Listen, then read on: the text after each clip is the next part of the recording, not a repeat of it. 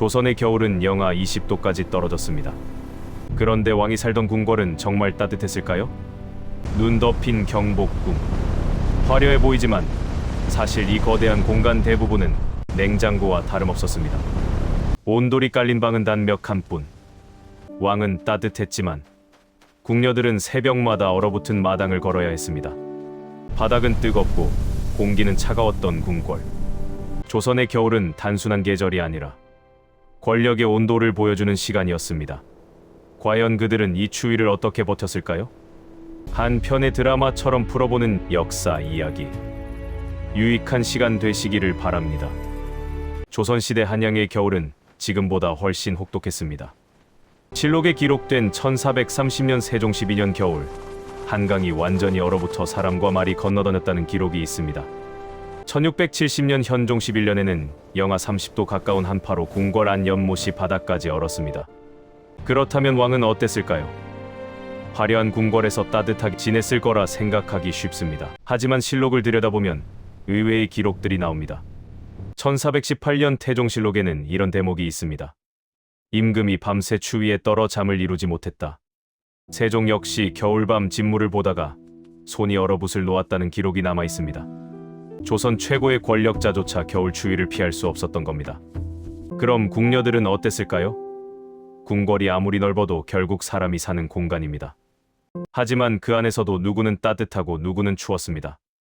누구는 두툼한 속옷을 입었고 누구는 얇은 옷 한 벌로 겨울을 났습니다. 오늘 우리가 들여다볼 이야기는 바로 이것입니다. 조선 궁궐의 겨울, 그 화려한 지붕 아래 감춰진 진짜 모습. 왕실의 생존 시스템과 그 안에서 버텨야 했던 사람들의 이야기입니다. 지금부터 실록과 궁중기록을 바탕으로 조선 궁궐의 겨울을 복원해 보겠습니다. 난방도, 전기도, 보일러도 없던 그 시절, 사람들은 정말 어떻게 겨울을 견뎠을까요? 조선 궁궐의 난방 시스템, 그 중심에는 온돌이 있었습니다. 하지만 드라마에서 보는 것처럼 궁궐 전체가 따뜻했던 건 아닙니다. 온돌은 침전, 즉 왕과 왕비가 머무는 침실에만 설치됐습니다. 경복궁 강령전, 교태전, 창덕궁 대조전이 대표적이죠. 온돌의 원리는 간단했지만 효과적이었습니다. 방 한쪽 구들장 아래에 불을 지피면 열기가 바닥을 데우며 이동하고 반대편 굴뚝으로 빠져나갑니다. 1460년 세조실록을 보면 구들에 불을 떼니 밤새도록 따뜻했다는 기록이 있습니다. 한 번 불을 지피면 돌이 열을 머금어 오랜 시간 온기가 유지됐던 겁니다. 하지만 문제가 있었습니다. 궁궐의 정전, 편전 같은 공식 공간에는 온돌이 없었습니다. 근정전, 인정전 같은 곳은 마루로 돼 있었죠. 조회와 의례를 행하는 이 넓은 공간에서 왕과 신하들은 추위를 고스란히 견뎌야 했습니다. 그래서 등장한 게 화로입니다. 궁중기록화를 보면 의자 아래 발치에 놓인 작은 화로들이 보입니다. 하지만 이것만으로는 역부족이었습니다. 1516년 중종실록에는 전각이 너무 추워 신하들이 떨고 있다는 기록이 나옵니다. 조정회의 중 추위를 못 이겨 파한 일도 여러 차례였습니다. 그렇다면 옷은 어땠을까요? 왕의 겨울 골룡 포는 겉보기와 달리 실용적으로 설계됐습니다. 비단 안감 사이사이에 솜을 두툼하게 넣었고 안쪽에는 모피를 덧댔습니다. 국조오래에 따르면 겨울 골룡포는 여름 것보다 3배 이상 무거웠다고 합니다. 왕실 여성들은 더 정교한 방한복을 입었습니다. 당의 안에 누비저고리, 그 안에 솜저고리를 겹쳐 입었죠.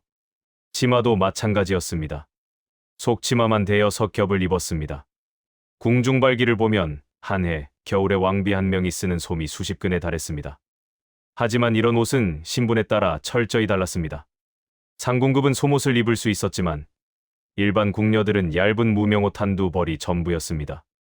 한중록을 보면 개경궁 홍씨가 어린 나인들에게 솜옷을 하사했다는 대목이 나오는데 그만큼 이들에게 솜옷이 귀했다는 뜻입니다. 음식으로도 추위를 이겼습니다. 겨울 수라상에는 뜨거운 국물 요리가 중심이었습니다. 신설로, 곰탕, 설렁탕 같은 탕류가 매일 올랐고 전골 역시 빠지지 않았습니다. 원행을 묘정리의궤를 보면 겨울수라에 생강차와 꿀차가 함께 올라간 기록이 있습니다. 몸을 따뜻하게 하려는 의도였죠. 특히 동지와 설날에는 팥죽을 먹었습니다. 이건 단순한 풍속이 아니라 생존 전략이었습니다. 팥의 단백질과 탄수화물이 체온 유지에 도움이 됐고 뜨거운 죽 한 그릇이 추운 새벽을 버티게 해줬습니다. 1680년 숙종실록에는 동지에 온 궁궐 사람들에게 팥죽을 나눠줬다는 기록이 있습니다. 이렇게 조선 왕실은 나름의 시스템으로 겨울을 준비했습니다. 온돌, 화로, 두터운 옷, 뜨거운 음식. 과학적이고 체계적인 방법들이었죠. 하지만 이 시스템에는 한계가 있었습니다. 그리고 그 한계는 누군가에게 더 가혹하게 다가왔습니다. 하지만 궁궐의 겨울은 결코 낭만적이지 않았습니다. 온돌이 깔린 방은 전체 궁궐의 10분의 1도 되지 않았습니다. 나머지 공간, 긴 복도, 넓은 마당, 행각은 모두 얼음장이었습니다. 궁녀들의 하루를 따라가 보겠습니다. 1724년 경종실록 부록에 실린 기록입니다. 새벽 4시, 궁녀들은 일어나 세수를 했습니다. 하지만 세숫물조차 얼어 있었습니다. 우물가에 가서 얼음을 깨고 물을 길어와야 했죠. 맨손으로 두레박 줄을 잡으면 손바닥 살이 얼어붙었습니다. 아침 수라를 준비하는 궁녀들은 더 일찍 일어났습니다. 새벽 3시면 소주방에 불을 지폈습니다.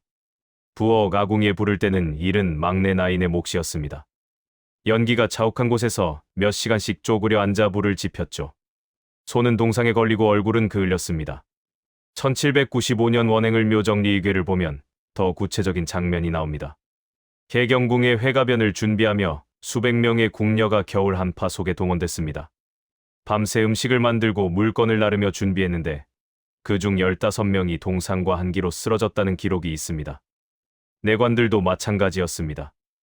야간 순찰을 도는 수문군은 밤새 궁궐을 돌며 불을 살폈습니다.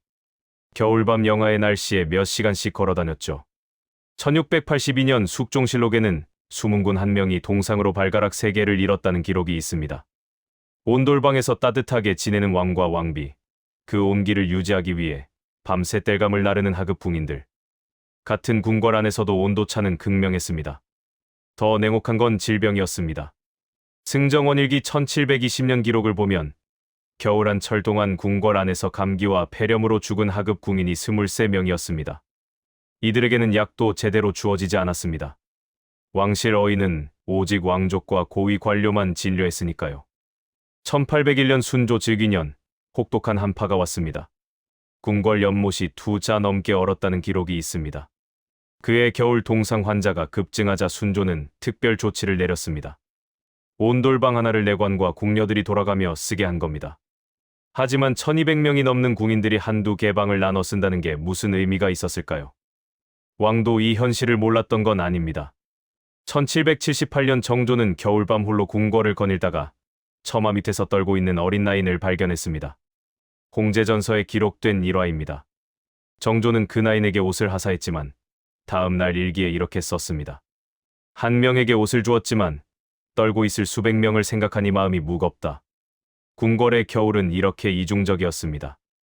온돌 위에서 소미불을 덮고 자는 사람과 얇은 옷 한 벌로 마루에서 떠는 사람이 공존했습니다. 뜨거운 차를 마시는 사람과 얼음장 같은 물로 빨래하는 사람이 같은 지붕 아래에 있었습니다. 화려한 궁궐의 이면에는 이런 냉혹한 현실이 있었습니다. 조선은 추위를 참은 것이 아니라 설계했습니다. 온돌이라는 난방 시스템, 솜과 모피로 만든 방한복, 체온을 유지하는 음식 문화. 이 모든 것은 혹독한 겨울을 이겨내기 위한 과학이었습니다. 그 중에서도 온돌은 놀라운 발명이었습니다. 나무와 돌만으로 만든 이 시스템은 500년 넘게 조선을 따뜻하게 했습니다. 서양의 벽난로나 중국의 캉보다 효율적이었죠. 바닥 전체를 데우는 방식은 대류를 이용한 과학적 설계였습니다. 이 온돌 문화는 오늘날까지 이어집니다. 지금 우리가 사는 아파트의 바닥 난방, 그 시작은 조선 궁궐의 온돌이었습니다. 구들장 대신 온수 파이프가 들어갔을 뿐 원리는 같습니다. 한국인이 침대보다 바닥에 앉는 걸 편하게 느끼는 이유도 여기 있습니다. 600년 넘게 이어진 바닥 난방 문화의 DNA죠. 하지만 우리는 기억해야 합니다. 그 시스템이 모두에게 평등하지 않았다는 것을. 온돌 위의 따뜻함은 누군가의 추위 위에 만들어졌습니다. 밤새 땔감을 나르고 얼음을 깨고 찬바람을 맞으며 궁궐을 지킨 이름 없는 사람들이 있었습니다. 조선실록 어디에도 그들의 이름은 남아있지 않습니다. 왕의 기침 한 번은 기록됐지만 궁녀가 동상에 걸린 일은 기록되지 않았습니다. 하지만 그들이 없었다면 조선의 겨울은 버틸 수 없었을 겁니다. 지금 우리가 따뜻한 바닥 위에서 겨울을 보내는 이유. 그 시작은 조선 궁궐이었습니다. 하지만 그 따뜻함 뒤에는 추위를 견뎌야 했던 사람들의 희생이 있었습니다. 역사는 화려한 것만 기억하지 않습니다. 그 이면의 땀과 눈물도 함께 기억할 때 비로소 완성됩니다. 조선 궁궐의 겨울. 그것은 찬란함과 냉혹함이 공존했던 시간이었습니다. 오늘 이야기가 마음에 남으셨다면 구독과 좋아요 부탁드립니다. 곧 다른 이야기로 찾아뵙겠습니다. 감사합니다. 항상 건강하시고 행복하세요.